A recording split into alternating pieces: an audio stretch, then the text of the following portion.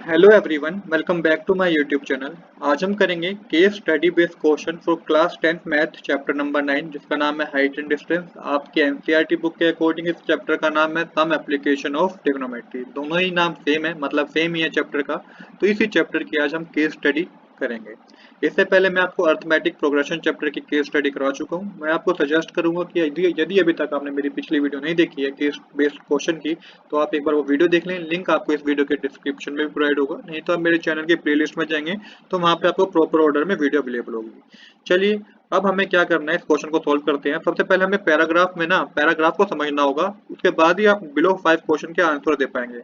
अगर आपको पैराग्राफ पढ़ के फिगर के बारे में नहीं समझ में आएगा, ये समझ में नहीं आ पाएगा कि किस चीज की बात हो रही है, तो आपको बिलो क्वेश्चन के आंसर देने में बहुत ही प्रॉब्लम हो सकती है।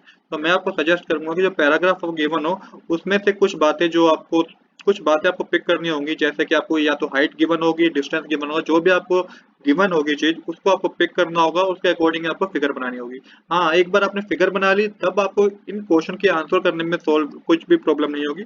बट अगर फिगर बनाने में कुछ प्रॉब्लम हुई, मतलब कि पैराग्राफ समझने में प्रॉब्लम हुई, तो हो सकता है कि आपको क्वेश्चन को सॉल्व करने में प्रॉब्लम हो।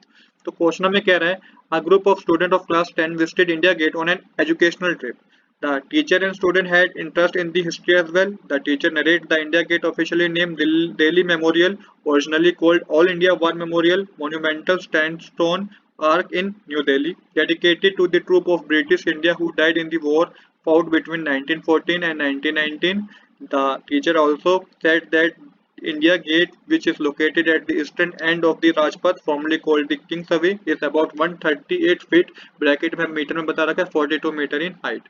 अगर इसको मैं सिंपल वर्ड में बताऊं तो आपको इंडिया गेट मॉन्यूमेंट की हाइट बता रखी है जो कि 44 मीटर है। बस इसका ही आपको काम होगा अपने क्वेश्चन को सॉल्व करने में। चलिए, अब क्वेश्चन को सॉल्व करते हैं।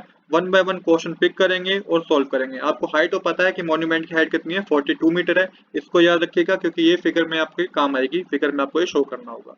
तो अब हम करेंगे question number 1। What is the angle of elevation if they are standing at a distance of 42 meter away from the monument. तो आपको एंगल ऑफ एलिवेशन मतलब कि थीटा पता करना है। आपको डिस्टेंस गिवन है 42 मीटर का, और साथ ही आपको हाइट तो पता ही है मॉन्यूमेंट की जो कि 42 मीटर ही है। तो फिगर इस तरीके से बनेगी, ए बी हमारा मॉन्यूमेंट मान लीजिए, बी से हमें डिस्टेंस गिवन है जो कि 42 मीटर है, और सी से हमारा एंगल ऑफ एलिवेशन बन रहा है जिसमें आपको जो कि आपको पता करना है। तो 42 सेंटीमीटर ए बी है हमारा, और 42 मीटर ही हमारा ए बी है, और 42 मीटर ही हमारा डिस्टेंस है जो कि बी सी है।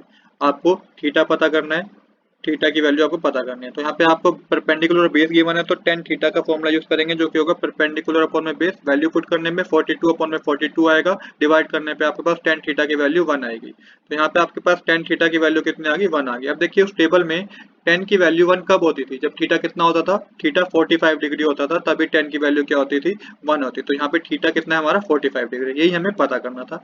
देखिए कितने सिंपल तरीके से फर्स्ट क्वेश्चन हमने सोल्व कर भी लिया। अब करते हैं second question. Question number second हमें कह रहा है, they want to see the tower at an angle of 60 degree, so they want to know the distance where they should stand and hence find the distance. तो हमें यहाँ पे distance पता करना है, हमें एंगल ऑफ एलिवेशन बता रखा है 60 डिग्री है। हाइट तो आपको पता ही है, मॉन्यूमेंट की हाइट कितनी थी, 42 मीटर थी, तो उसका यूज तो आपको करना ही है।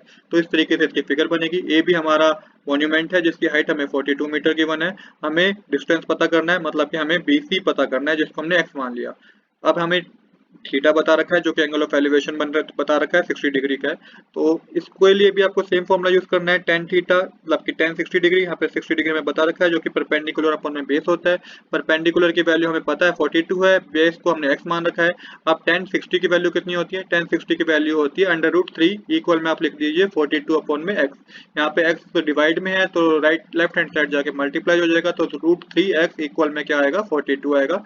रूट 3 मल्टीप्लाई में है तो डिवाइड राइट हैंड साइड जाके डिवाइड हो जाएगा। एक्स की वैल्यू जो आपके पास आएगी वो 42 अपॉन में रूट 3 आएगी। यहाँ पे आपको क्या करना है, यहाँ पे आपको रेशनलाइज करना है, तो मल्टीप्लाई कीजिए इसको रूट 3 अपॉन रूट 3 से। आगे सोल्व करेंगे तो आपके पास आएगा एक्स इज इक्वल टू में 42 रूट 3 अपॉन में 3। ये आपके पास सोल्व करके आया। 3 के टेबल में 42 को डिवाइड कर दीजिए, तो 42 को डिवाइड करने पे आपके पास आएगा 12 मल्टीप्लाई रूट 14 मल्टीप्लाई रूट 3। तो 3 के टेबल में 42 आता है 14 पे, तो 14 मल्टीप्लाई रूट 3 आएगा। तो इसको मल्टीप्लाई करने पे आपके पास जो आएगा क्योंकि √3 की वैल्यू आपको ओपन करनी होगी 1.732 मल्टीप्लाई करने पे आपके पास जो आएगा 24.24 आएगा। तो ये हमारा करेक्ट आंसर होगा। मैं एक बार दोबारा रिपीट करता हूँ कि यहाँ पे जब हम रैशनलाइज करेंगे तो 42 तो मल्टीप्लाई √3 से 42 √3 हो जाएगा। जब √3 को √3 से मल्टीप्लाई करेंगे तो 3 आएगा। 3 को डिवाइड करेंगे 42 से हमारे पास 14 आएगा। 14 मल्टीप्लाई √3 होगा। √3 की वैल्यू को यहाँ पे हम ओपन करेंगे जो कि 1.732 आएगा। मल्टीप्लाई करने पे हमारे पास आएगा 24.24। तो ये हमारा करेक्ट आंसर होगा। आई होप कि आपको सेकंड क्वेश्चन में भी कुछ प्रॉब्लम नहीं होगी।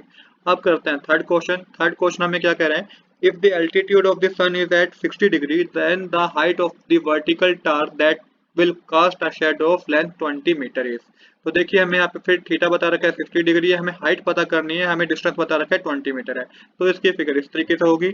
यहाँ पे आपको इस क्वेश्चन में ए बी मतलब की हाइट पता करनी है टार की, साथ ही आपको डिस्टेंस बता रखा है जो कि 20 मीटर है, और साथ ही आपको थीटा बता रखा है जो कि 60 डिग्री है, एंगल ऑफ एलिवेशन बता रखा है जो कि 60 डिग्री है। ये सारी इन्फॉर्मेशन आपको गिवन है। आपको हाइट पता करनी है तो ए बी को आप क्या मान लीजिएगा, एच मान लीजिएगा। यहाँ पे सेम फॉर्मूला यूज होगा 10 60 डिग्री इक्वल में परपेंडिकुलर अपॉन में बेस। तो यहाँ पे वैल्यू आपको पता है, परपेंडिकुलर को आप h मान लीजिए, बेस को आप 20 मान लीजिए। 10 60 की वैल्यू आपके पास √3 गिवन है, इक्वल में h अपॉन में 20 आपका ये सोल्व करके h अपॉन 20 आपको गिवन है। 20 डिवाइड में था तो लेफ्ट हैंड साइड जाके मल्टीप्लाई हो जाएगा, तो इसको आप लिख सकते हैं √3 मल्टीप्लाई 20 इक्वल में h हमारा हाइट है। मल्टीप्लाई करने पे √3 की वैल्यू को ओपन कर दीजिए यहाँ पे, तो 1.732 ओपन करके आएगा, मल्टीप्लाई 20 इक्वल में हाइट। मल्टीप्लाई करने पे आपके पास आएगा 34.64 जो कि हाइट होगी हमारी टार की। तो यही हमारा करेक्ट आंसर है। आई होप कि आपको थर्ड क्वेश्चन में भी कुछ प्रॉब्लम नहीं होगी। अब करते हैं क्वेश्चन नंबर 4। क्वेश्चन नंबर 4 है the ratio of the length of a road and its shadow is 1:1। The angle of elevation of a sun is. आपको एंगल ऑफ एलिवेशन पता करना है, मतलब कि आपको थीटा ही पता करना है, जैसा कि हमने पहले क्वेश्चन में पता किया था। तो इसमें हमें बता रखा है कि हमारी हाइट भी 1 है और हमारा बेस भी क्या है 1 ही है, क्योंकि 1:1 हमें गिवन है ना। आपको पता करना है एंगल ऑफ एलिवेशन, मतलब कि आपको थीटा की वैल्यू पता करनी है। तो यहाँ पे आपको लिखना होगा tan theta is equal to में परपेंडिकुलर अपॉन में बेस। परपेंडिकुलर अपॉन में बेस, परपेंडिकुलर की वैल्यू 1 है और बेस की वैल्यू 1 है, तो यहाँ पे tan थीटा की जो वैल्यू हमारे पास आएगी वो आएगी 1।